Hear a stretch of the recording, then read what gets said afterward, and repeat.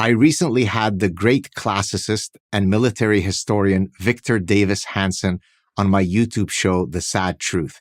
Victor ended our conversation with the following: "It's so nice to see an academic who smiles. I don't do it enough, but you do."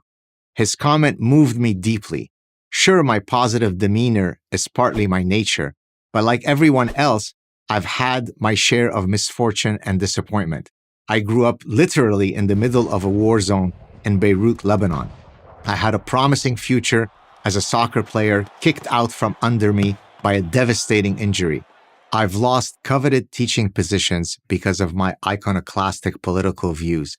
The list of personal setbacks is very long. So I'm sure is yours. That's just the way it is, and we all know it. But I refuse to let life beat me down. I don't want to be unhappy for 5 minutes longer than necessary. Life is too precious and too short. To that end, I've given the subject of happiness a lot of thought. Here are 7 ways to maximize your happiness. 1. Find the right spouse. The most important person in life is your spouse, so choose wisely. He or she is also the person you are going to spend the most time with. This is why liking your spouse is even more important than loving them, although thankfully, the two usually go together. Spending time with someone with whom you share values, who is your best friend, is bliss. Spending time with someone who doesn't share your values is torture. Navigating relationships, even the best ones, is a tricky business. So approach your marriage with humility. You're not perfect, and neither is your partner. 2.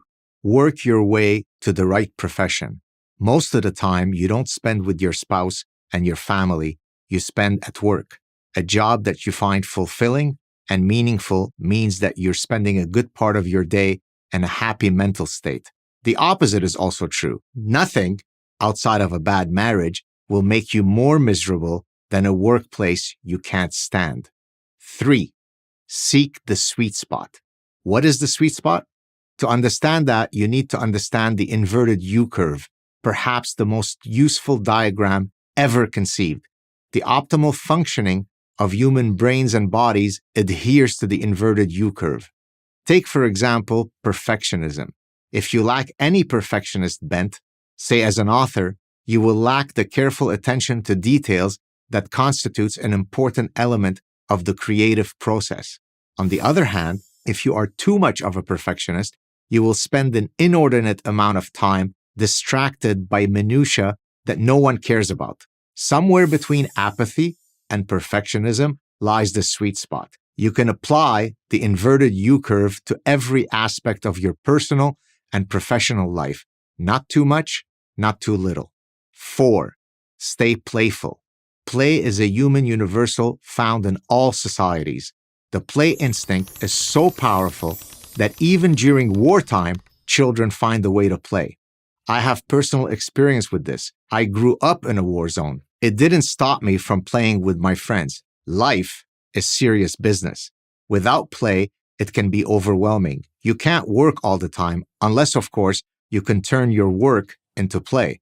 That's the best of all possible worlds. 5. Pursue many interests. Life presents us with an amazing and endless buffet of opportunities.